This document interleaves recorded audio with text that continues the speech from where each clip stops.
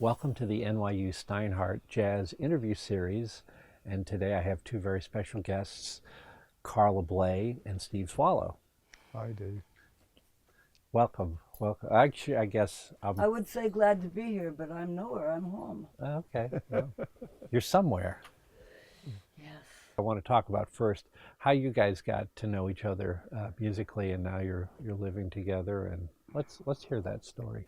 I saw him when he was 14, sitting in the front row at Birdland.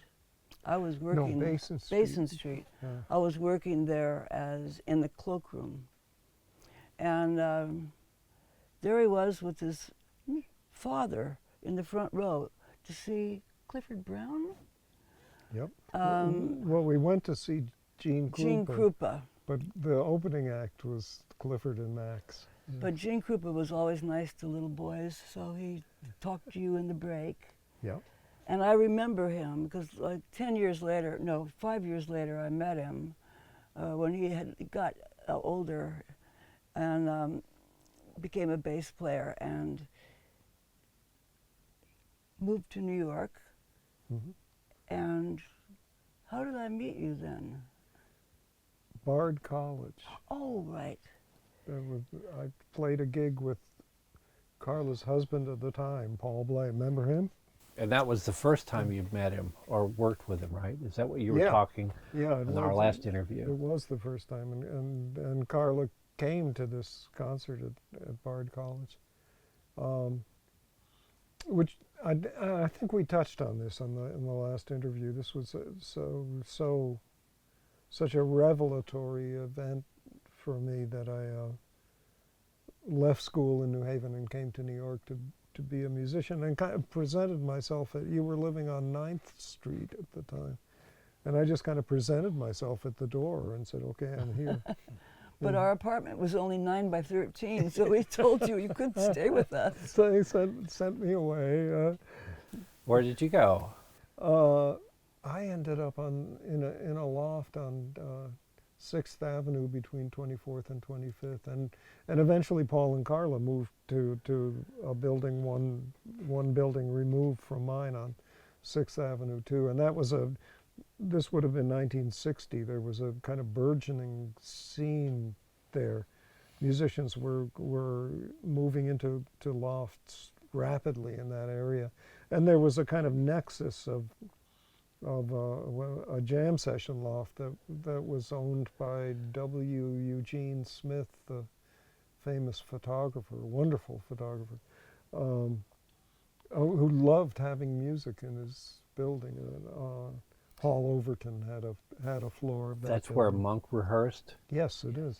That's where for the town hall concert with the small big band. So there was a whole 6th Avenue scene. You could play pretty much any time of night.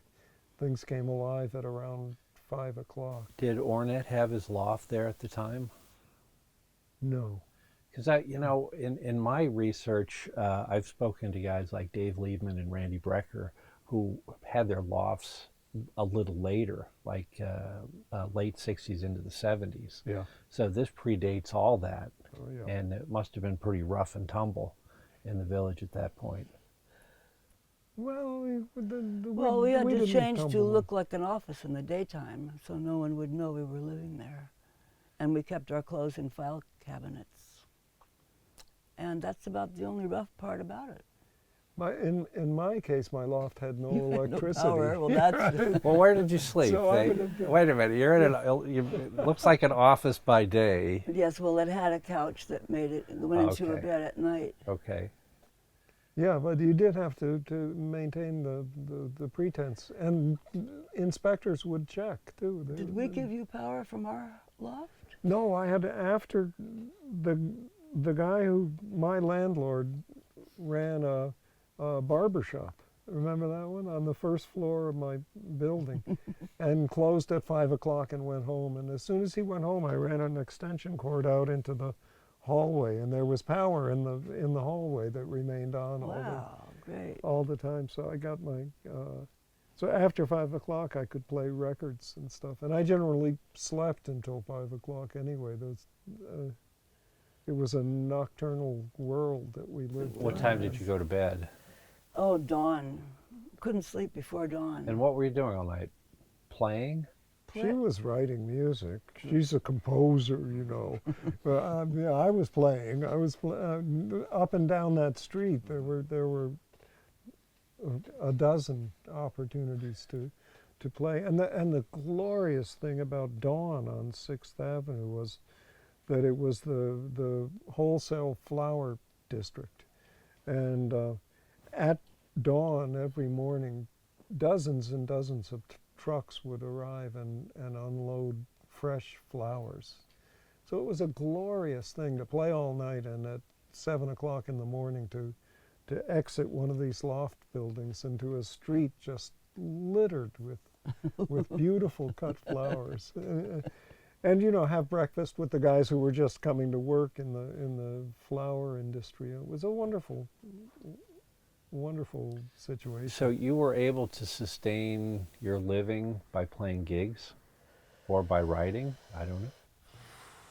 What do you think? Did you have a day job? No, I don't know how we made it. You had tabs at a lot of the bars.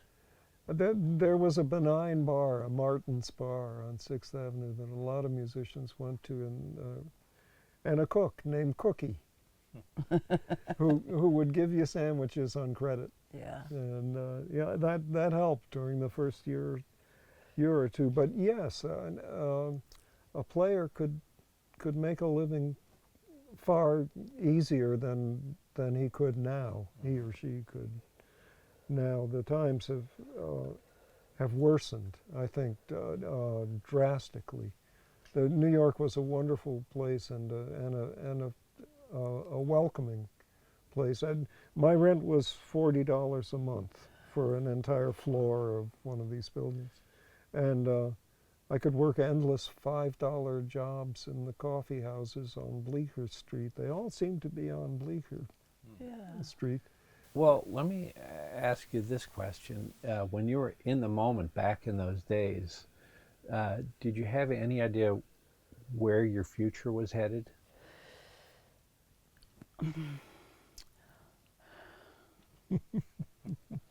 Future. That's a tough one.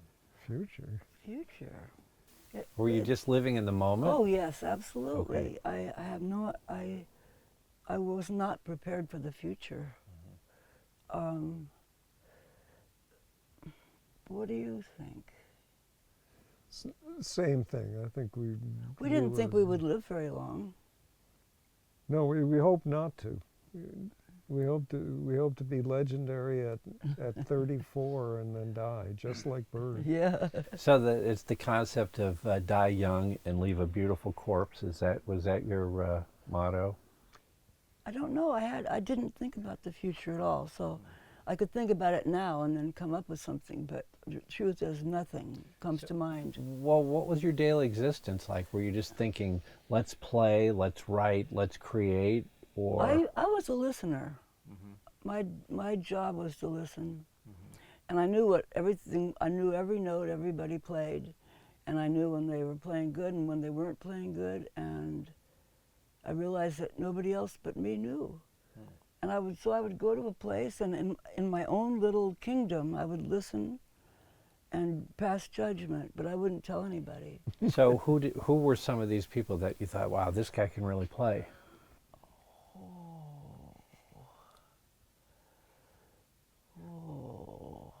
You liked Mingus a lot. You went to I went to to hear I Mingus went a to hear lot. Mingus a lot, but that's because Paul Bley had a gig as a piano player in the band, and that let me in for free.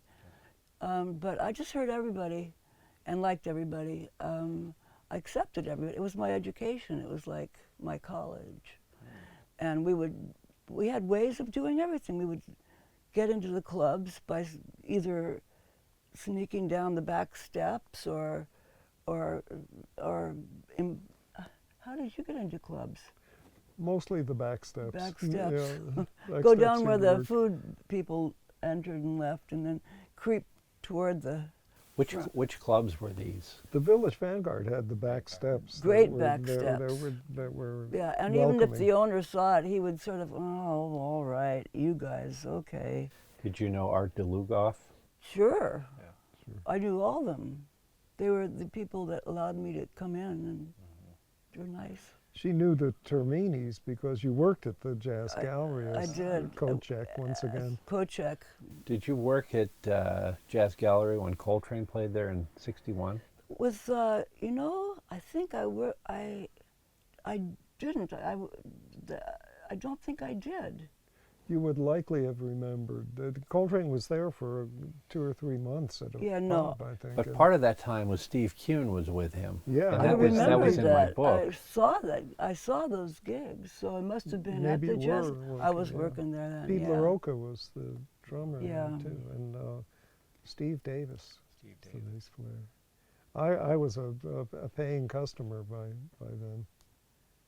A paying customer was a lot more was easier than it is now. Paying customer meant buying one beer and sitting at the bar all night with it.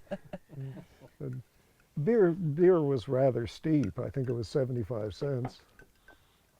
But you could. The Torinis were kind of gruff, but they were warm-hearted. They were that perfect cliche. So they own the Jazz Gallery and they own the old Five Spot. And the Five Spot, and they were welcoming in the end to Yeah. poor musicians. Now you would have been in New York in '57, '58 when Coltrane and Monk played at the Five Spot. Oh Did yeah, you see I saw that too, but I didn't. I wasn't working there at the time. I came there after, or when on a weekday. No, not on a weekday. Sometime when I wasn't working, I would go to the Five Spot. We were immersed in this world. We didn't know at the time that it was an important thing. We didn't know that we would ever be important. We thought everybody was, and everybody we knew was just in an underworld of some kind. And I think it was an underworld. I think that was accurate. Yeah. It was sort of like mob ruled, and it was. We didn't know would be a blip on the radar. That's what I mean. And now I'm a big blip on the radar. So You ever see a movie called The Subterraneans? Oh, that's with a Jerry Jack Kerouac- Mulligan? That's a Jack Kerouac Yes, book. right. I read the book, missed the movie. didn't see the Yeah. movie. Oh, that's right. It's a Jerry Mulligan score. I think I did, in fact. Chico Hamilton was in it. Yeah, I did years ago see that. Yeah, that's kind of like what it was, indeed. Okay. I, in those days, felt I was living the dream and that life would never get any better. And that I'd kind of You'd reached already made it. a pinnacle. Yeah, right. And that was not the case. Life in fact did get better, much to my amazement. Well, the interesting thing is the music that was pushed together. It's like when you mentioned that you first saw Steve when there was a performance. Different acts were Gene Krupa and then Clifford Brown. It's like I would never put those two guys together Yeah. on a scene. That was Basin Street. I think it was a drum-themed program. It was Max's band, it was the Max Roach Quintet featuring Clifford Brown, and then there was Gene Krupa with Eddie Shue and Whitey Mitchell playing bass. Wow. That's why my father was willing to take me there, because the Mitchells, I grew up in the same town as the Mitchells. Red Mitchell was my babysitter. Wow. And my father and Red and Whitey's father were close, so I went to see Whitey. Well, you were there to see Gene Krupa, and you were working there. So, did you talk to Krupa? I never talked to anybody. I just was the fly on the wall. Okay. Well, what did Krupa say to you? I don't remember. He was a nice man, a very nice man. I subsequently worked opposite him in Las Vegas when I was playing with Stan Getz, and loved him dearly. He was the sweetest of band leaders. Did you ever see the movie, The Gene Krupa Story, starring Yeah, Sal that's Mineo? Sal Mineo. Yeah, Yeah. right. Yeah. No, there's some casting for you. Yeah. The pinnacle of that movie, I don't mean to go into movie trivia, I just happen to like it, but there's a scene where he's playing in Carnegie Hall, and his stick falls out of his hands and rolls to the front of the stage. And as he reaches down to pick it up, somebody yells out, "Hey, jailbird, got a reefer?"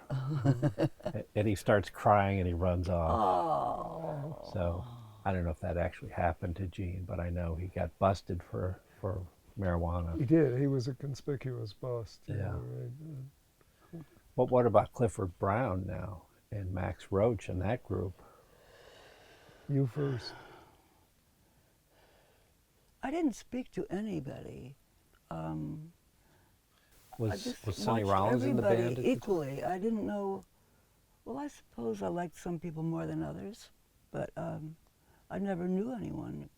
Harold Land was in the band at that Didn't time. know him. Right? Yeah. You might have known him from California before. Yeah, I But, didn't know anyone in no. California either. So as a fly on the wall, do you remember any musicians that said, "Oh my God, this person is a miracle"? I thought they were all miracles. And I didn't know if that was true or not. But I suppose I'll come up with, Thelonious Monk could have been the most interesting musician that I liked in the 60s, was it? Early 60s? Yeah. Yeah. And then I liked the MJQ a lot. And I liked, well, later, Ornette Coleman became my favorite musician, and still is way up there. Yeah. I think that's three. That's all I can think of.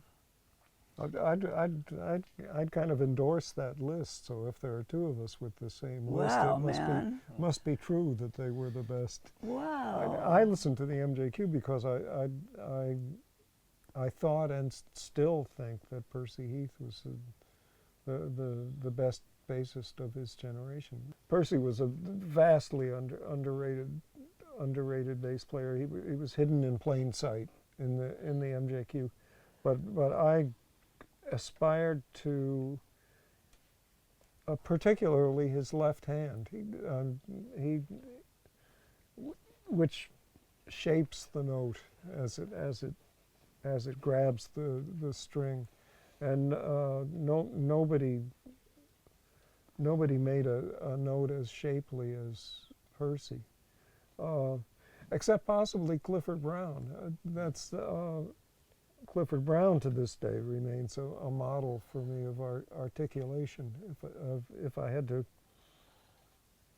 pick the perfect note, I would just find one in a Clifford Brown. So in his solo on Joy Spring, I could just, and pretty much any note would do. They're just beautiful globular things. His note, and Percy had this as well, just a perfect articulation on the bass, I thought. You know, in a world of tape recorders and Pro Tools, and where you can go back and edit your solos, there was a time when people like Clifford Brown would play flawlessly. And I don't know if that still exists with many people in the world. I think it's less likely to exist because it doesn't need to, because you can fix it. But the other thing too is, I don't know if there's like a night after night after night, week after week opportunity to play. I think when you were around in the 60s, what the Vanguard had 3 sets a night? Did they go late into the early morning? Clubs like that? In the early 60s, there would be 5 sets. Yeah. Sometimes even 6, and a matinee on Sunday afternoon, too. Yeah. It's the same thing as, like, why did the big bands in the big band era sound so great? Because they were playing all the time. And by the time they got to record things, the soloists had worked out their solos, and the ensembles were perfect. So I mean, one of the issues with Benny Goodman was he was a fanatic rehearser. Yeah. Right. Yeah. Wow. I thought he was a wonderful rehearser. I'm one of those people who had an entirely positive experience playing with Benny Goodman, and he was particularly incisive in rehearsals. Stop the rehearsal and tell everybody, all of us in the sextet, one particular thing that he wanted changed, and they were almost always the right thing. Remarkable rehearsal. But to get back to the big band thing, Carla heard what is to me, and I think many people, the pinnacle of the Basie band in the mid and late 50s. The Basie band was kind of resident at Birdland at that time because Basie owed Morris Levy a lot of money. And Carla was working there at that time, so her sense of what's possible with the big band was, I think, formed at that time, right? I can't believe I left that out of my 3 musicians I said really were. Yeah. I just loved Count Basie and everybody in his band. I had a conversation with Mercedes Ellington a few months ago, and she said everybody in the Ellington band carried knives. So it's like it was a different time, and maybe running Birdland, running, was it Roulette Records at Levy? Yeah. It was a lot of underworld undercurrents, and but how did that translate to just being a musician? I don't know if they saw that or they did see that. I saw it, certainly. When I worked at Birdland, if I didn't make enough tips to hand in, I was supposed to hand in all my tips. If I didn't make enough tips that night, I had to pay them out of my pocket to work there. Wow. So, It was the company store. You get in debt to the company store, you can't leave. What was I the know. minimum you had to $25 I had to get in tips a night. If I didn't, I think I was holding something back. So what do you get? You get a salary on top of Yeah, the tips? I got a salary, and there was enough to live at a local hotel. The Edison. The Edison. Oh, the Edison. But you know, that part of my life is so long ago, and I don't feel like I became anything until quite recently. That was just me being, buffeted around by whatever happened. And now I sort of like make my own buffets. And we won't change your name to Jimmy or Warren, though. No, please don't. Yeah. no. All right, so now you feel like you've made something of yourself now. Let's fill in the gaps between 1958 and now. So, but I want to talk about you guys together. Okay. Well, we got together here in this room. It was during the recording of Nightglow. And my husband at the time was in the city, and his wife had left him, I forget how long before, a year? Maybe, were you by yourself? Maybe a couple years. Oh, my wife. Yeah. Not your husband's wife. No, my husband. We have to keep this straight now because it's a very complicated And there story. are many husbands. But yeah, my wife had left me a year or two before. Yeah. And we didn't know what was happening. We were posing for some photographs for the cover. Mm-hmm. And on the floor there, and it was whatever you see on the cover of that album, Nightglow. That's what was really happening. She was lighting my cigar. I was lighting a cigar, so to speak. Who could lose? Yeah, right. What boy could pass that up? And that was wonderful. It just happened like really quick. We'd known each other by that time for 20 years. Yeah. And More. played together a lot too. He would come over and. Were you sort of courting me at the time? I had been courting you since 1959, and Oh. but my courting was so subtle and embarrassed that nobody knew, least of all you. I think I had to make the first move that night. I believe you did, yes. I think I'll just step over here for a while. No, we don't usually talk about this, but it's one of the things we've never talked about. So there we go. Next morning, we had a record date in the city. We were recording at Power. What was then Power Station? Power yeah, Station. Right, it became Avatar. And it was something Lost in the Stars. Lost in the Stars for a Hal Wilner album. Yep. Right, so we were in a bit of a dream driving into New York together, but we decided we didn't want to be too serious, so we sort of waited to actually get together till after something happened. I forget what it was. There was some kind of a thing saying, oh man, hold back, let's wait a minute. I forget, but that's incidental. That's really incidental. From that point on, since me and my husband weren't involved anymore, we were just living here as friends, and he was single. He would come over, he would drive from Connecticut to my house, and he taught me to play the piano in that whole period, just because he wanted to see me for other reasons. And we got 2 real books, and he said, okay, turn to page 45, Embraceable You. I said, okay. And I would play the melody. He said, no, play the chords. And I said, but there are no chords. They're just letters and numbers, and I don't know what they represent or what they're symbolic of. So he said, well, when you see that thing that says 7, that means you play a 3 and a 7 in a scale. And I knew what a scale was, but basically up until that time, musically, I was just a weed. What year was this? 85. Oh. Yeah, we managed to skip about 20, 25 years there, just boom. Oh my and, God. And as is appropriate, because life sort of began anew. It began anew. Finally, after about a year, we moved in together. My husband left, and Steve bought a house right near here. So my husband went and lived in that house with his girlfriend, and Steve moved into this house.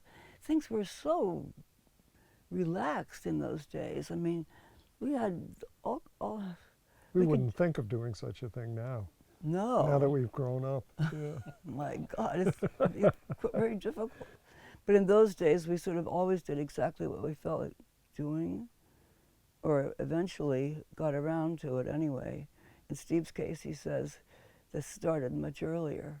So this is a romantic story, and we're still madly in love. And it's been like 40 years now we've been together? No. 30. 30. Seems like 40. And still, I couldn't imagine being with anyone else. And neither could he. And I know that. He's told me, and I believe him. And it's worked out musically, too, which is no small aspect of the thing. How many couples get to do that, have that? Usually, you know, they have a spouse that is in another line of work that supports the musician as well as the children. And in our case, we were both musicians and got rid of our spouses. So we're now unmarried and having a mad affair. Having a good old time, yeah. Well, I think the thing that makes you guys different is there are other musicians that are married to each other, live with each other, but what makes you guys special is you've succeeded on the international level. I mean, you've actually been able to travel the world and perform in front of major audiences and pursue your career and your craft at the highest level. That's true, and not everybody can get that. So they should be advised not to try for that.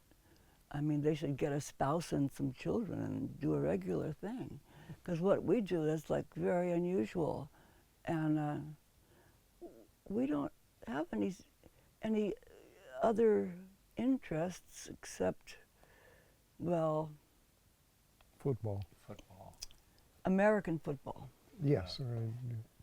When you added Count Basie to your list of favorite musicians, can you talk about the rhythm section sound and maybe specifically Freddie Green? I could talk about it going backwards. I actually met Freddie Green finally in Los Angeles when when the Basie band and my band were up for a Grammy, and so we were together in one room, and I said, okay, I'm going to go talk to some of these guys that I've just seen for years and years, and the only one I had the nerve to be stupid to was Freddie Green, because he was my favorite. I know I also like Joe Williams a lot, and he was at the next table, but I didn't dare talk to him. And he just was intimidating. But Freddie Green there was no denying that this was someone who, as you said earlier, never made a mistake. I mean, I never heard one note that was wrong or anywhere except exactly where it was supposed to be. And since, you know, it was, well, anyway, I met him, but of course it was just, hello, I've always loved your playing. Thank you.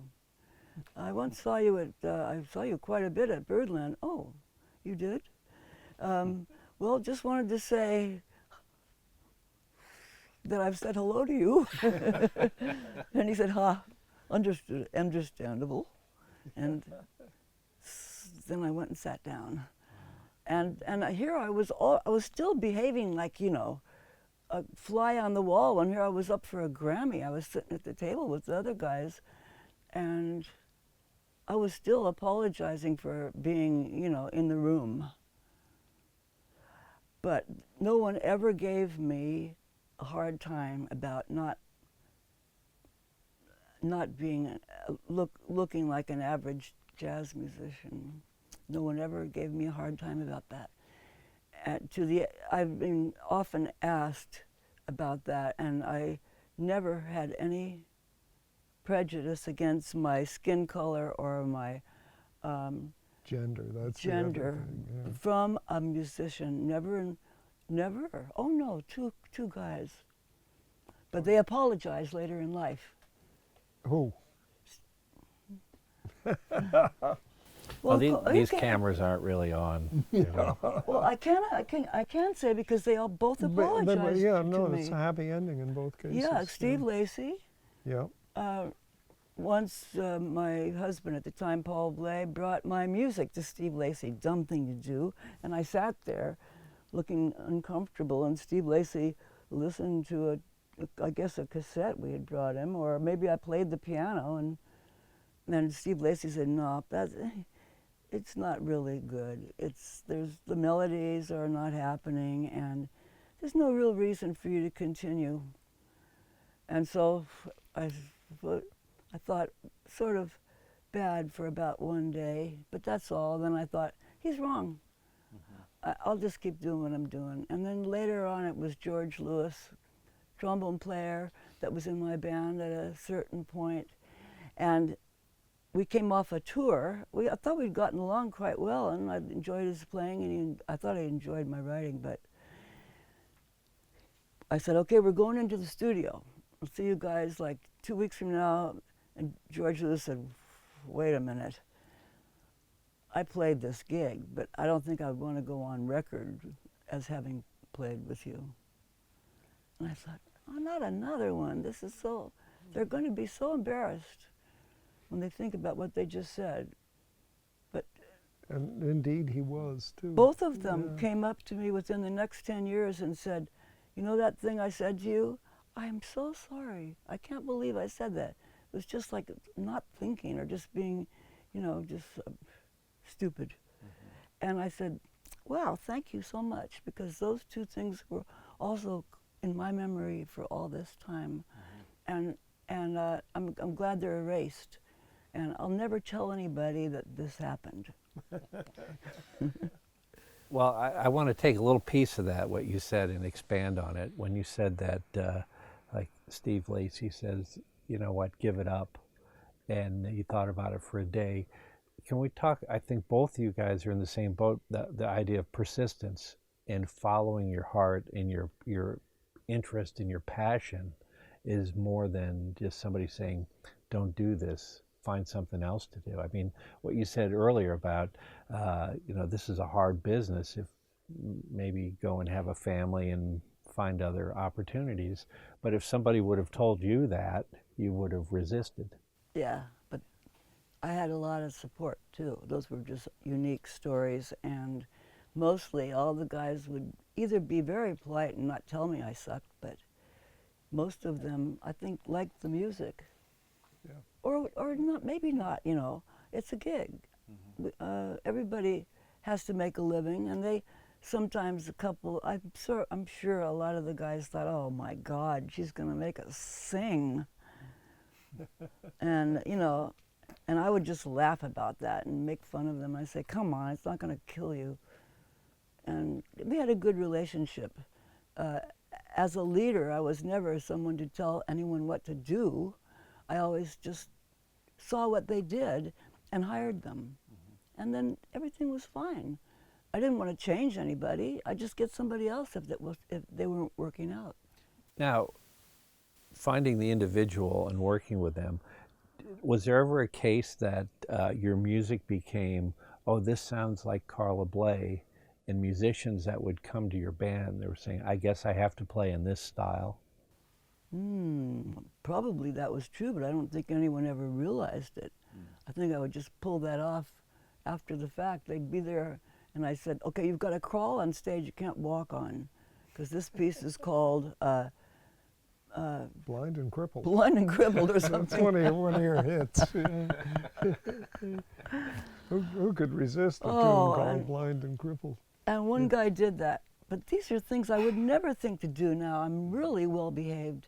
And I've learned certain skills, again, through Steve Swallow. He's my teacher in everything, and I'm still asking him, what does SD mean? And he says, symmetrical diminished, and it's this scale, and let me see you play it.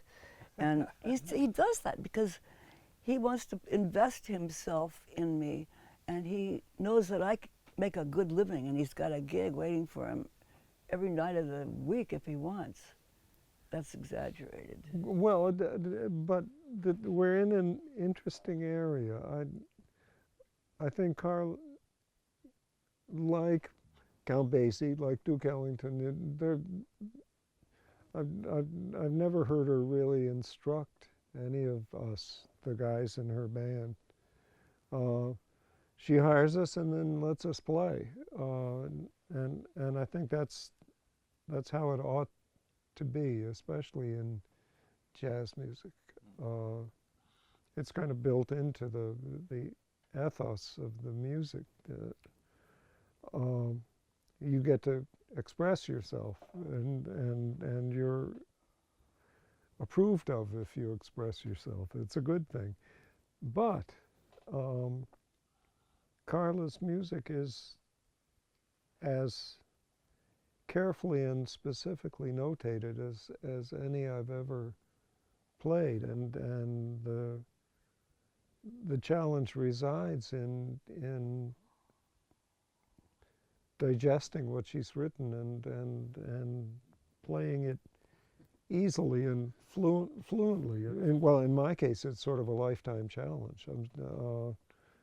But I could show you right there on the music stand some parts that would frighten you if you were a bass player. Being a saxophone player, you would probably not be frightened in the least. You saxophone players. What about the Mongolian horn? Or the Mongolian horn, you might stumble for a moment on some of these parts. But the point I'm getting at is that Carla's music is tremendously demanding of players who are not accustomed to demands of that sort, but find it worthwhile to rise to the occasion. That's been constantly, again and again, the case with me. At first glance, a lot of what she writes seems impossible to me, and then proves to be possible. That kind of extends into another area worthy of discussion, which is that the writers are undervalued in jazz. The focus is so strongly on the improviser, on the great soloist. It's as if jazz is defined by the great improvisers. And my feeling is that's not the case at all. That of course the line of great improvisers through the history of jazz is worthy of attention, but so is the line of composers that extends through jazz, and these composers provide a context for improvising that's essential to great improvising. And by jazz composers, I'm also including Cole Porter and Harold Arlen and Tin Pan Alley composers. Bird played great solos because he was playing on great structures. He was playing on Embraceable You and Indiana and I Got Rhythm and all of this. And the Ellington soloists sounded great because their context made them play well. They had to rise to the context, and that's my sense of Carla's place in the music. Also, she's a little school for great improvisers. You come to her, you get materials that allow you to develop solos you would never otherwise play, and to speak in a language you would otherwise not know, because it's embedded in the tunes she writes. I want to switch hats. How's that? Wow. Jesus, it was hard to keep a straight face. I thought you fell asleep there for a minute. I Yeah. heard you breathing. Now, when I interviewed Steve a few weeks ago, we got all the way up until we just started to touch on the electric bass. And so, what was your perspective when you saw Steve playing the electric? I'm still in that stage where I had no opinions. I just accepted everything. And if someone was doing something, well, they must be doing it for a good reason, so accept it. So I didn't even know he was playing electric bass until one day, about 20 years ago, the power went out. And I said, well, let's just go downstairs and play. And he said, I need an amp and a speaker. I gotta plug this thing in. And I said, oh my God, I didn't realize that. We'll have to play chords. But so I don't think of that at all. I don't think of the few bass players I played with. Like, I don't think I've ever played with anyone that sounded like Steve, and I don't think anyone else has either. Wow. I think you're right. And I got him, man. What do you call it, 724 or? 24/7. 24/7. Yeah, real close. Yeah. Well, Steve, let's talk about the electric bass for a minute, because this is where we left off, and you said that you didn't feel much stigma, because some people would call that, what are you bringing that ironing board to the gig, things like this. They wanted the real acoustic sound, but it seems like likely, obviously, the electric bass was being used in pop music, and so you kind of shifted it. I don't think there was many before you. I can't think of anybody that was attempting to transfer this instrument into the jazz world. Monk Montgomery. Oh, yes. That's about it. Yeah. I think or that I was aware of. Yeah, I also, I mean, I fell into playing the electric bass, and I think that's an accurate way to put it. And I think we touched on this in the interview too. It was just something that happened to me that I couldn't deny. I discovered the electric bass, fell in love with it, had to play it. So it was a question of making a place for the electric bass in the world I was playing in. But what was it? Was it the tone, the directness out of the amp, the way it felt? I think initially it was my fingers. So I guess the way it felt would be the closest thing to it. I think there was kind of, to simplify it a bit, there was a kind of dialogue between my fingers and my brain. And my fingers were insisting on playing the electric bass, and my brain was insisting that that was the stupidest possible move. Well, my fingers won. I mean, the physical pleasure can't be denied. It's a powerful force in whatever area you're talking about. It really drags people often into situations they wish they weren't in. And I was kind of stuck with the electric bass and stuck with the job of having to convince people in the jazz community that it would work. And like all the good stuff, like learning harmonic vocabulary, like learning to play a good melody and all of that, it's a life's work. And I'm still fundamentally dissatisfied with the sound of the electric bass, and I'm still working to get satisfied. I'm working to manipulate it better, to get a better sound, and I'm working with instrument makers to find an instrument that makes a better sound. But I think it's worth mentioning that the acoustic bass was initially an orchestral instrument played with a bow, you know, and it was jazz guys who discovered that it could be used as a pizzicato instrument to fulfill a certain function in the rhythm section, you know, and so it's always been incumbent on the player to get inventive, to kind of make it up as it went along. So what you're saying, in a sense, if you wouldn't have found the electric bass, you might have gone back to the tuba or the bass saxophone. Perhaps, yeah, perhaps.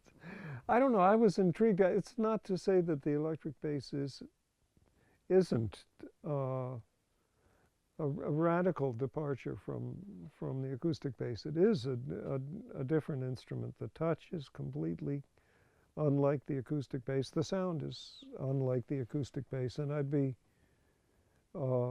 foolish to deny that. And the people who play with me, I understand that they're making an adjustment, that they're accepting the sound of the electric bass. Just as, I mean, when Wellman Broad was playing with Duke Ellington, the acoustic bass was in its infancy, and there were more tuba players than there were string bass players at that time, and luckily Duke accepted that sound in his band. And I've been lucky to find some really good band leaders and soloists who did the same thing with the electric bass. They just kind of accepted it. What about the electric bass players that kind of came up with their own bent on the instrument after you? People like Stanley Clarke and Jocko. Did you have any contact with those guys as they were developing? Yeah, I did. Well, I don't know, as they were developing, and as I was developing as well, but Yeah, Jocko and I would cross paths and enjoyed each other's company. Uh, and the same with Stanley. Um, I think because there was essentially virtually no history to the electric bass. I mean, it had come into being in the 40s, and the Fender Precision bass dates from the early 1950s. Uh, in effect, there was nobody looking over our shoulder, nobody looking over my shoulder or Stanley's or Jocko's. Um, and I think there was a sort of staggering diversity of styles coming out of people who played the electric bass.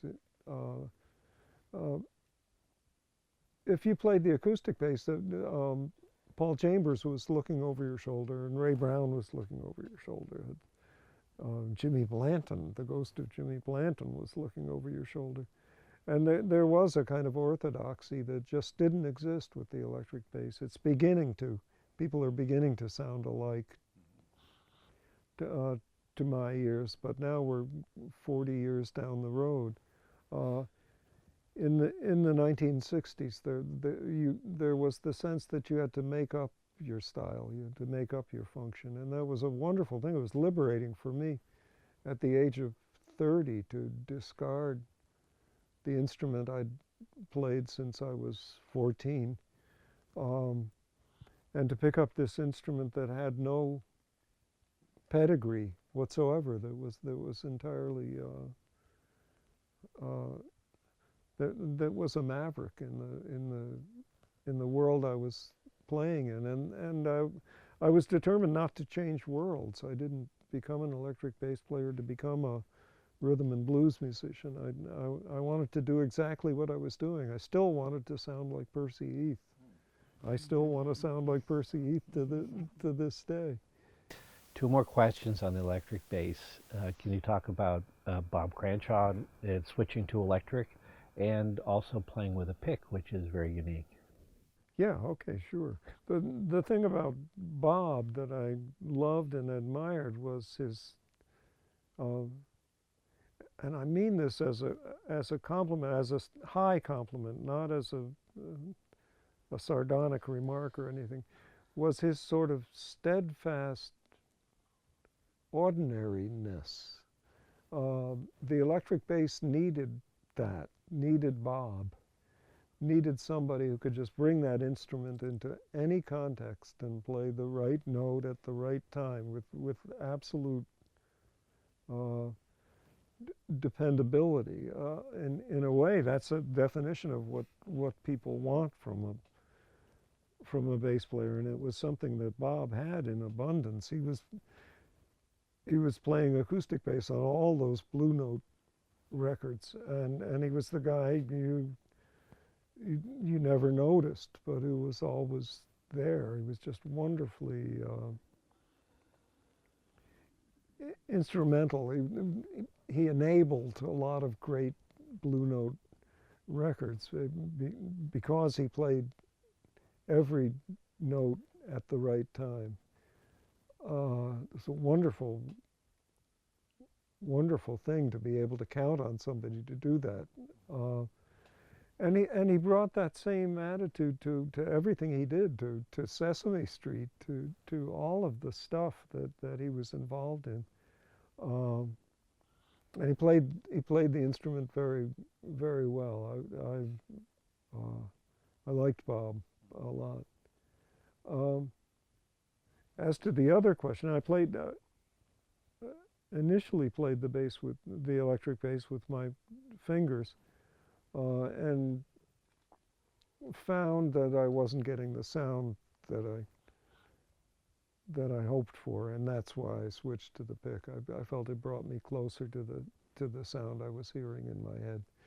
That's the simple explanation. There are various I thought you'd say something like, well, I played the acoustic with a pick. Yeah, right. Oh. Could be done. Could be done, could be. All right, I have to hit both of you with this question because you had brought it up before. It's like The bass, the electric bass, nobody was watching you from behind your shoulders. There was no history, and in a sense, both of your careers, you've kind of done that. There's no history. Let's move forward and create. But at a certain point, all music becomes kind of homogenized. I want to play in the style of Carla Bley, or I want to play bass with a pick in the style of Steve Swallow. Is you think it's still possible for people to come up with these sparks of creativity that it's like come up with your own path? I think in years past, because of maybe education, that we model ourselves after other people instead of finding our own paths. And you think that's still possible today? Of course. Not maybe for people like us. We're not going to understand the validity of what is coming up nowadays, but it's definitely out there. This thing doesn't stop. There's no end to it. It's no, jazz is not dead. Oh, that's all right. Finished.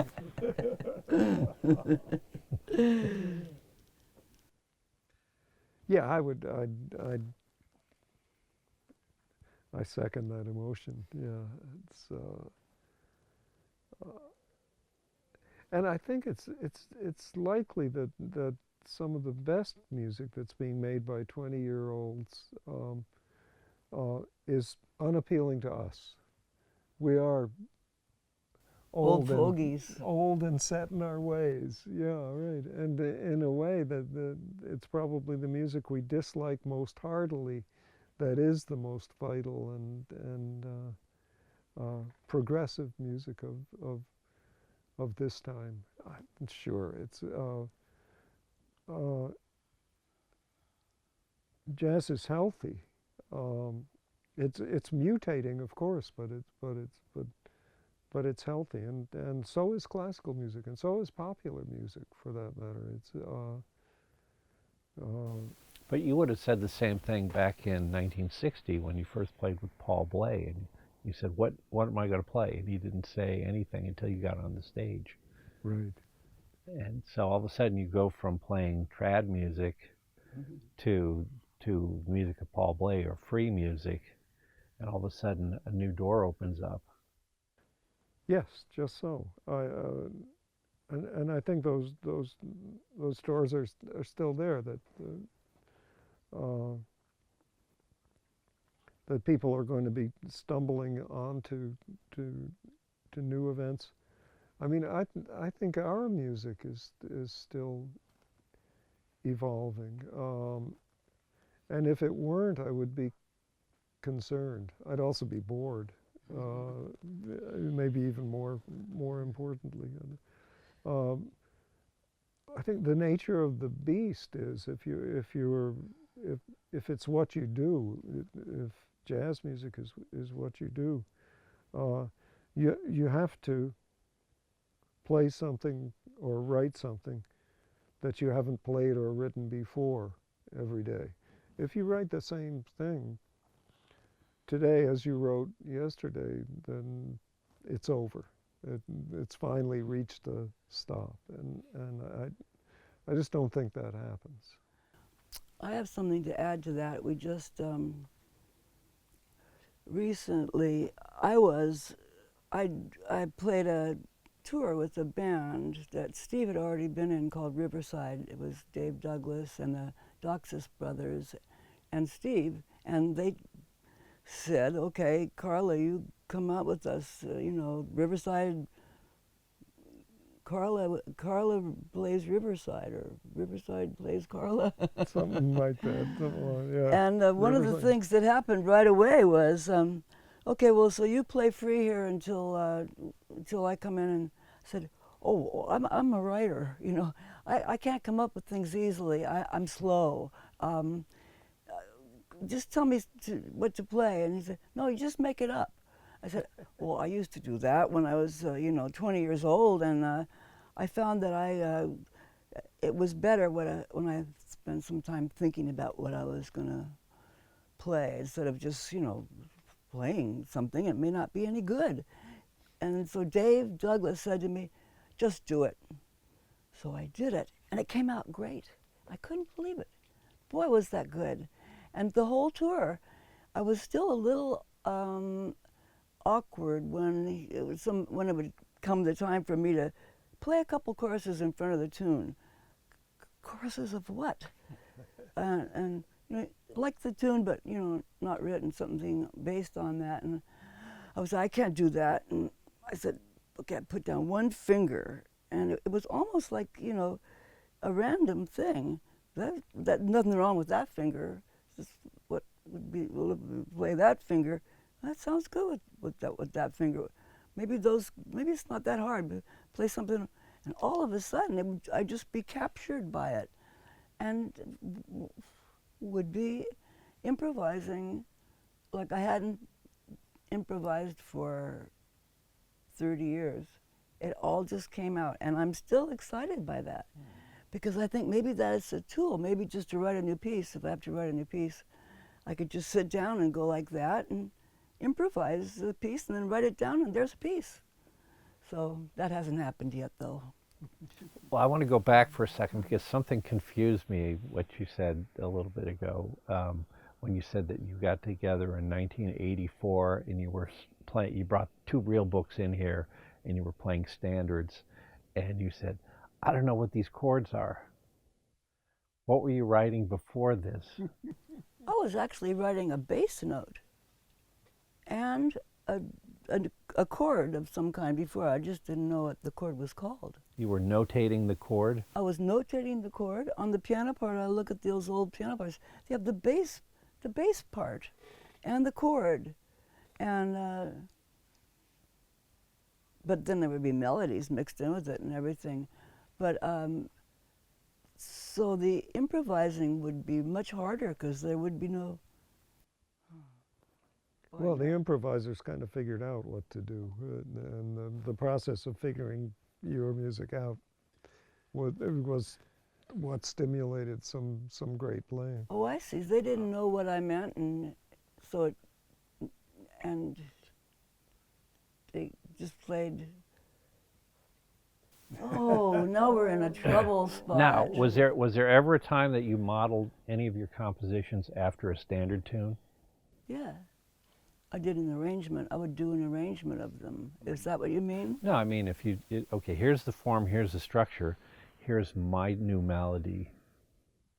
No. Like, Donna Lee is Indiana and that kind of thing. No, you didn't do that. Never. Yeah. I could. I'd try. I could try. Let's do it now. No, I think what we're up against in Carla's case is the triumph of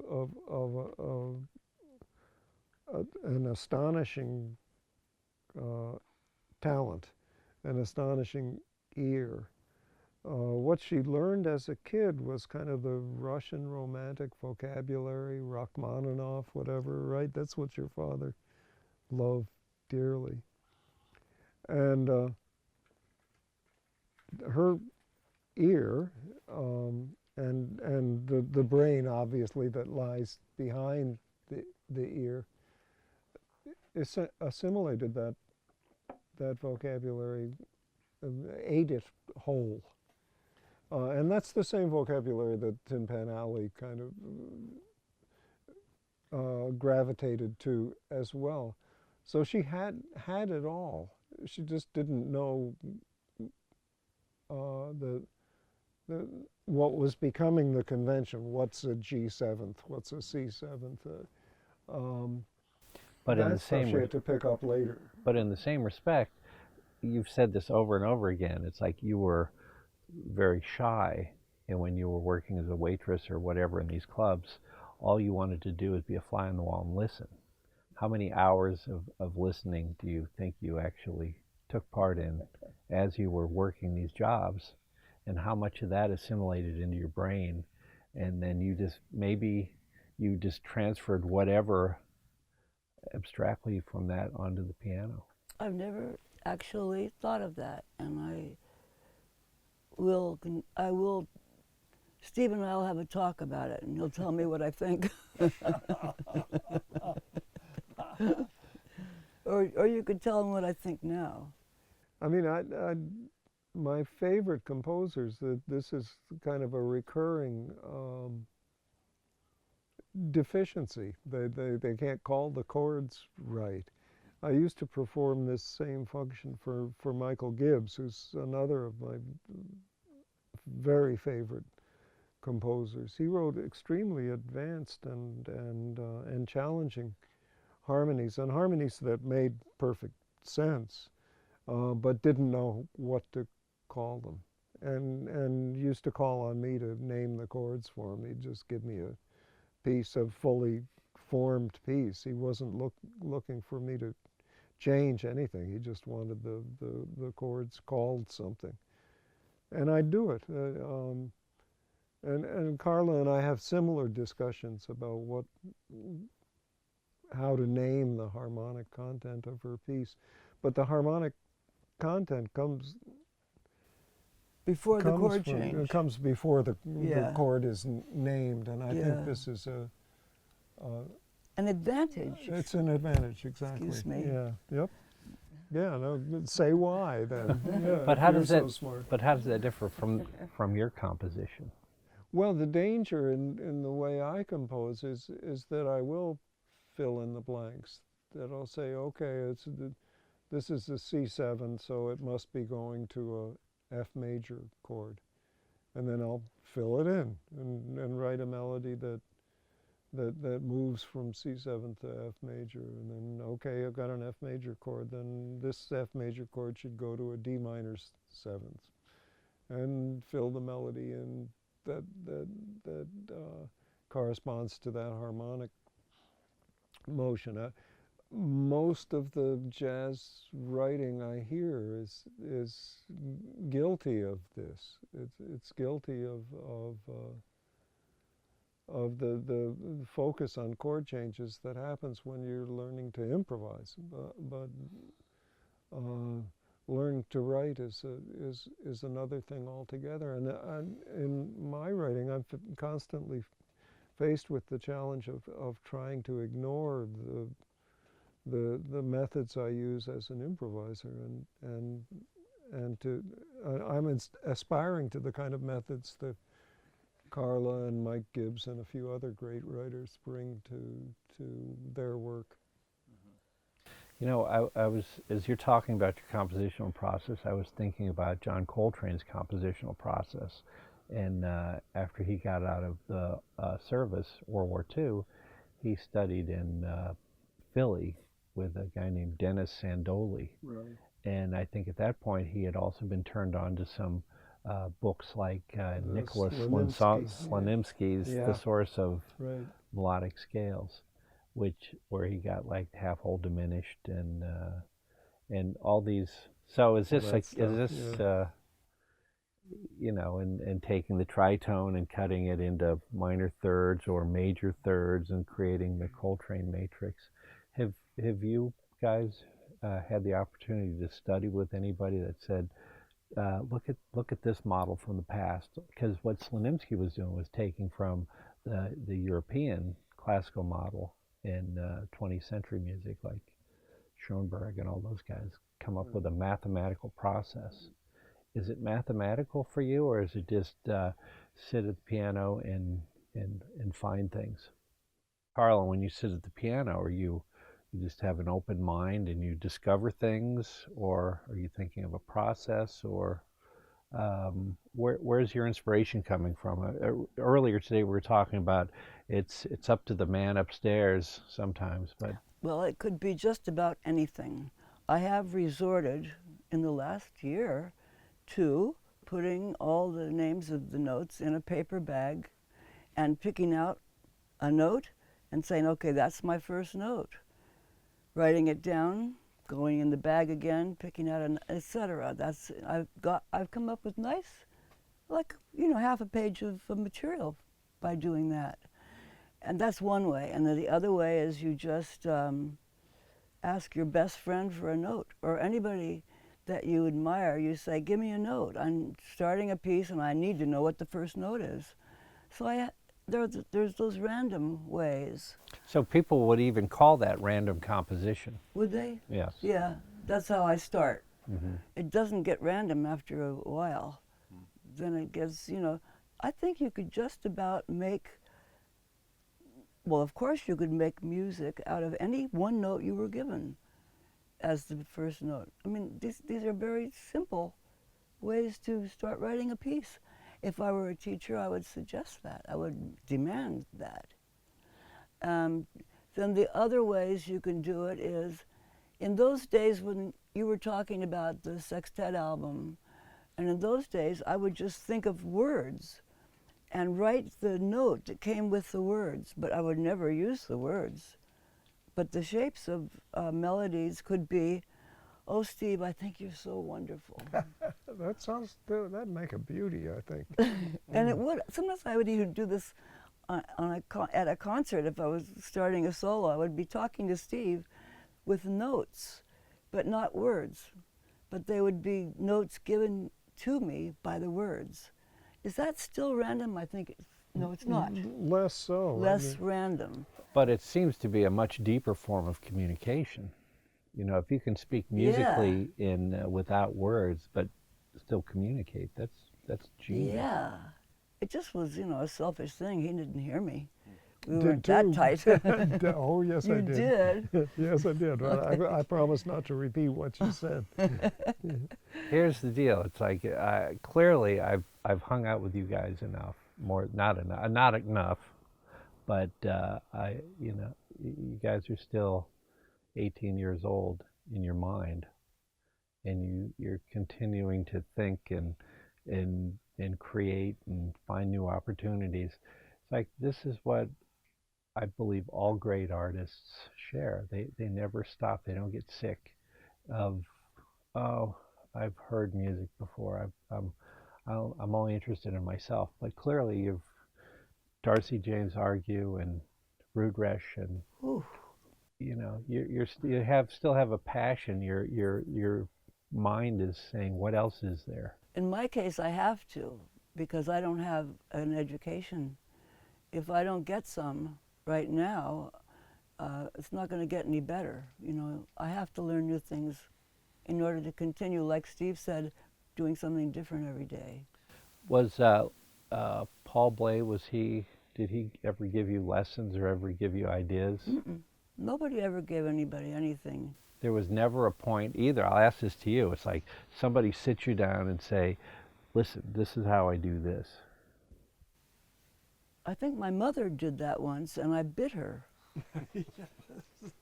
And so she never taught me one other thing. Too dangerous. I've got to move over here a little bit. Yeah, all right, I would. I don't bite anymore. No, she's put that behind her. Yeah, it's been weeks since she's bitten anybody. Well, I have one more question. One of my favorite records is the Jimmy Giuffre record, where the first track is Jesus Maria. Ah. Right, and it's like I've listened to that whole thing over and over again. I'm always drawn back to such a beautiful melody. It's so stark. Yeah, that's a good one. And for me, talk about that. And how did that piece get into the group? All of those melodies were unfortunate as far as I was concerned. I really wanted to be very, very, very advanced.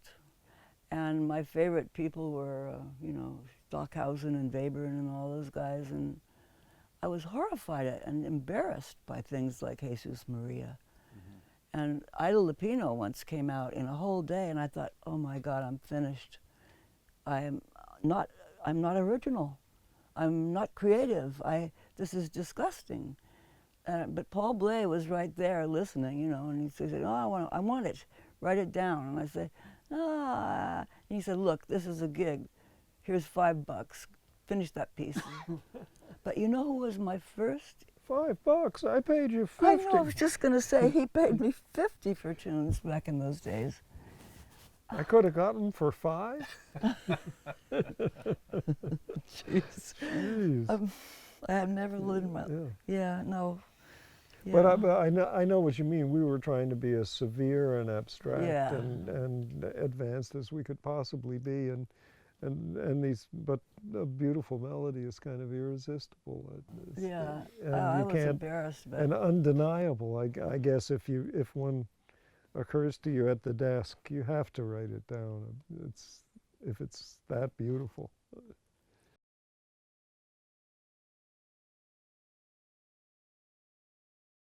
no, I was too cool to do that. I thought, oh God, come to the session? Are you kidding? I'm not interested.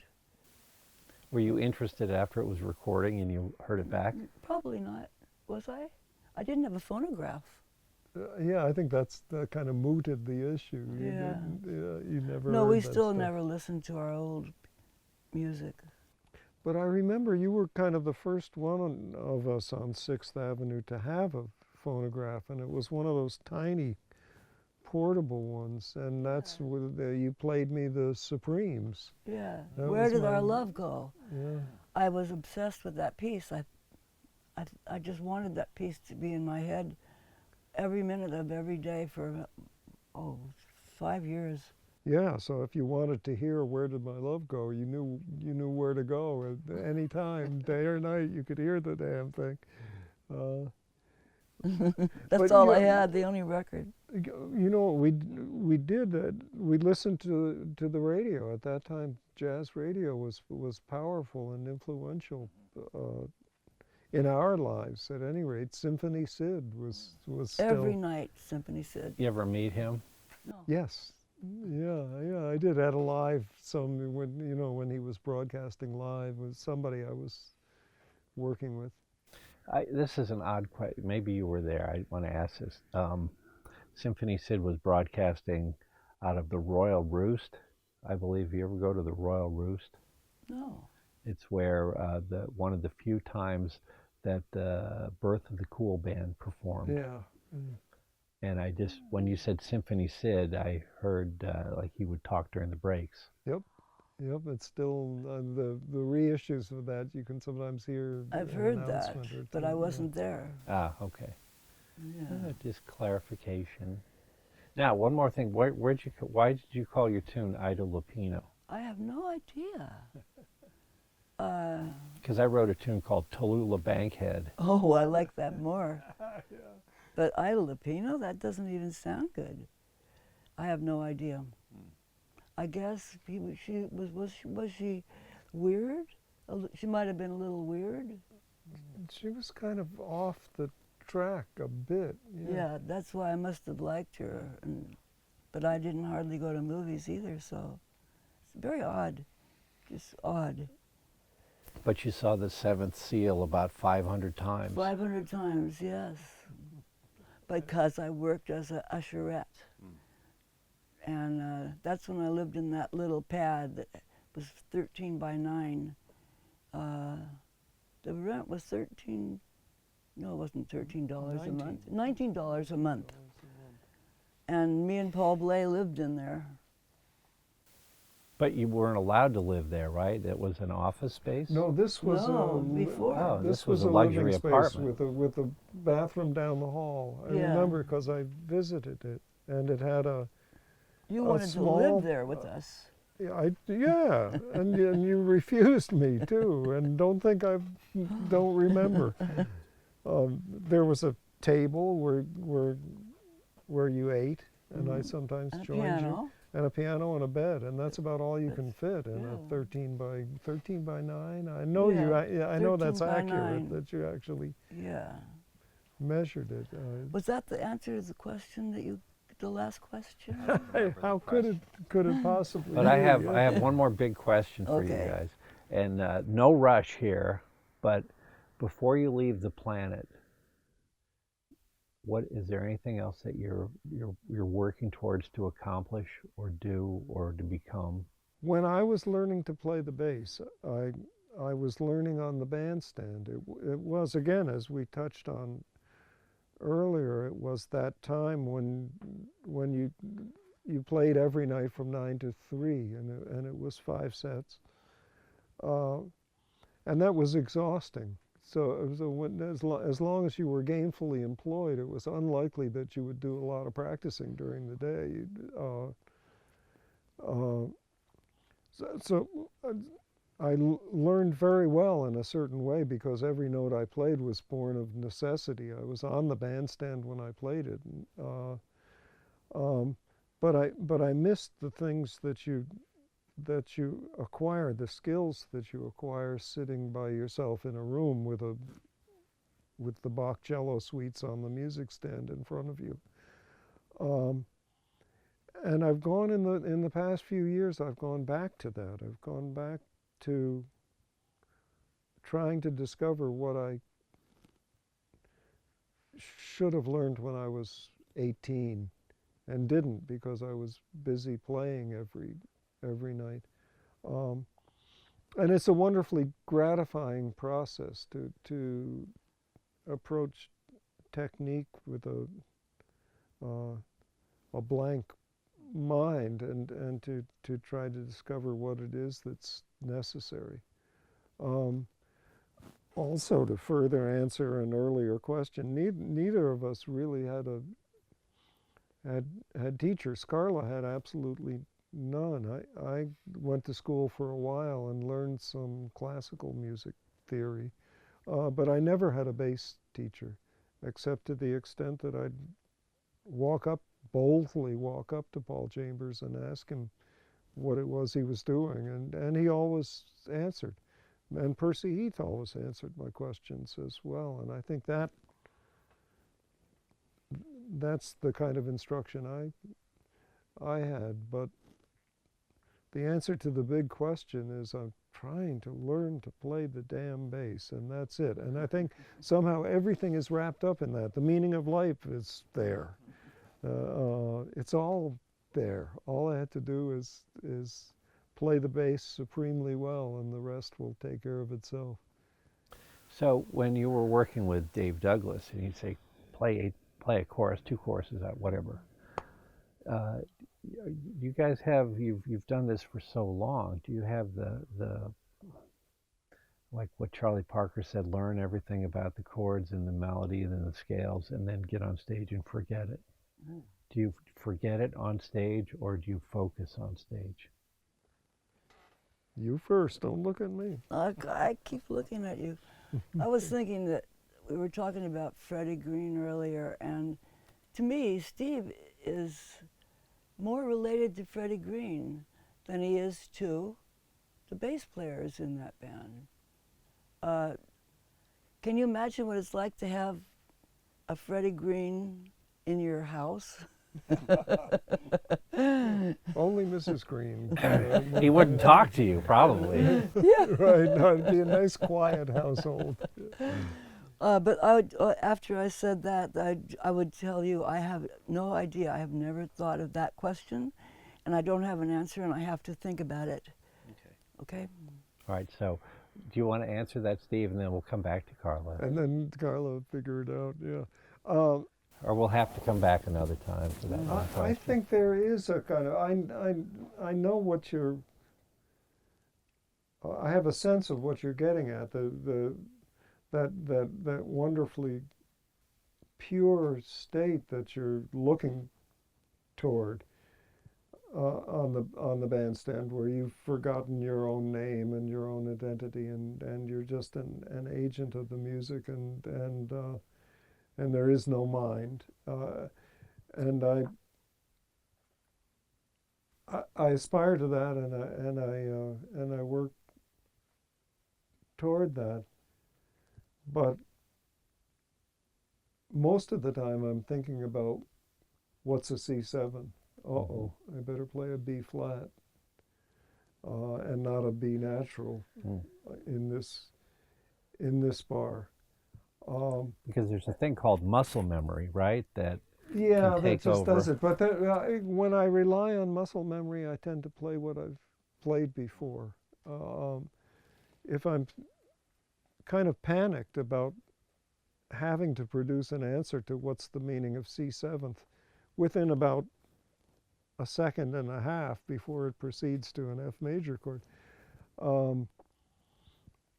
I'm likely to come up with something I haven't played before, just driven by panic and driven by the need to come up with a quick answer about what's a C7th. I'd rather do it that way than do it by muscle memory.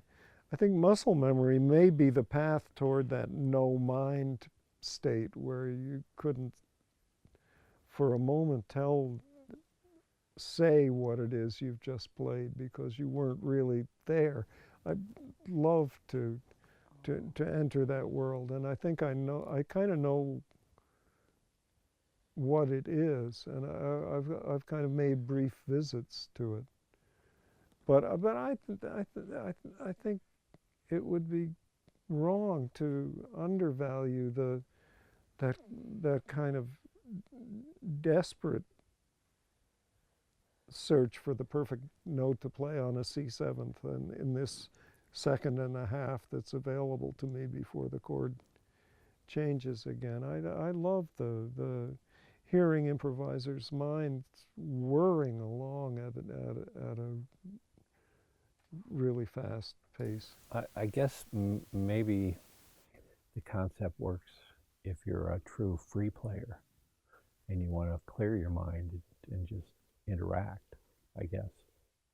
I've decided that my answer is exactly the same as Steve's answer. Which was D, none of the above. None of the above. And sometimes I'm even worse. I'll be thinking about, what are we having for dinner tonight? You know, like halfway through the set. Yeah, and that's kind of the Zen approach too, which is if you want to hit the target, don't look at the target. Oh, maybe that isn't so bad. So maybe it's not so bad to be thinking about what. But I do aspire to that. Oh boy, Bob Stewart said that, the tuba player who was in my band for many years, and he would say, don't think about anything when you begin to play. And I think that's true. I think that's right. If you're thinking about anything, you're not going to come up with anything. So you just put your hand on your instrument, and if you're lucky, something great will come out. But I don't do that very often. I really just try to play the piano well. Right, desperately, note by note. Hope I don't make a wrong note. And there's, of course, you know it, I'm sure, the wonderful Jim Hall quoted that somebody was running the changes next to him on the bandstand, and he turned to that person and said, don't just do something, stand there. You know, that's wonderful advice. Of course, it is. To play with a clear mind is of course something to be aspired to. But meanwhile, I'd really like to explore what a dominant seventh is, and then the Miles Davis quote is, "I pay you to practice." You know, what you hear on the bandstand is, in effect, guys trying desperately to answer questions. They're constantly, nanosecond by nanosecond. Oh shit, what's the next note? You know, I mean, that's a constant state of affairs up there on the bandstand, and that's good. Well, in the overarching realm of education, I think it's often overlooked that jazz music and improvisation is an important part of creative problem solving. And oftentimes people forget that when you practice, when you play, you're constantly problem solving, and that can twist somebody's brain off and use that in law or math or science or whatever. And so I think underlying all this stuff, the foundation that music gives us is pretty special. Yeah, it's nice to know. Good to know. It's a noble cause. Yeah, we are not alone in our search for the right note. Steve, I have one more question as a composer. I know from talking to John Schofield, your tune Eiderdown was your first composition. Yes, it was. And it was named after I don't know. What did John Oh, say? he said on stage that Eiderdown was your blankie as a child. Is that not true? Well, I might have said that to John once. Oh, Now, that's wonderful. that being said, that tune was recorded on a Bill Evans record, right, with Lee Konitz and Warren Marsh. Yes. Was that a great honor to Yes. have that? Yes, it certainly was. Composers who write tunes that's what they're hoping for all the time, is that good players will grab them and use them. Did you know that they were going to record that, or that was something that they just decided to record? Did they consult you? Not at all. No, I was blindsided by their having done that. I wrote that, yeah, and especially because Eiderdown was my first song, I didn't think much of it. I thought, okay, that's my first one. I'll put that behind me, and then I'll get serious and write some stuff. But it's had a sort of lingering life. It's played fairly often to this day. And it's the only tune you don't own. That's also the unfortunate truth. Alfred Lyon graciously offered to publish that for me at a time when I had no idea what publishing was. And it was first recorded on a Blue Note recording on a Pete LaRocca record. And Alfred said, "Well, who's the publisher of this?" And I, in great innocence, answered, "Well, gee, I don't know, publisher." And I should have noticed the gleam in his eye, but I missed it. And he said, "Kid, don't worry about it. I'll take care of it for you." And this tune has jumped all over the music business landscape. It was owned initially by Blue Horizon, which was Alfred Lyon and Blue Note Records publishing company. They sold their entire catalog to the Kinney Parking System company. So for a while I was getting checks from Kinney Parking. It actually said it right on the check. And then that was Did you get a discount at all? Huh? I got, yeah, no, I could park anywhere. It was wonderful. Those were the days. And then Universal Music bought it for a while, and it's just been around and around. And it is the only tune of my catalog that I don't own. You ever try to buy it back? Yeah, I did, and I was refused. Yeah. Well, in our time remaining, is there any area of discussion that you'd like to clear up? Man, at this moment? You just nailed them all. I can't imagine ever having another thought. Nor do you want to. You're hoping to You know, retire. I'm thinking Carla's sitting here, what's for dinner? Yeah, right. What's for dinner? That's right. Yeah. Oh my God. No, I mean here we are at the scene of the crime. I mean, in a few hours we'll be down here busting our balls over your newest tune. I know. That's exactly what'll be going on, and you can see that we are and have always been too busy to think about the future. This tune is really demanding and difficult, and I know exactly what it. And we're creatures of habit. At 7:30 this evening, this is where we'll be working on Carla's latest tune, and that's the stuff of our day.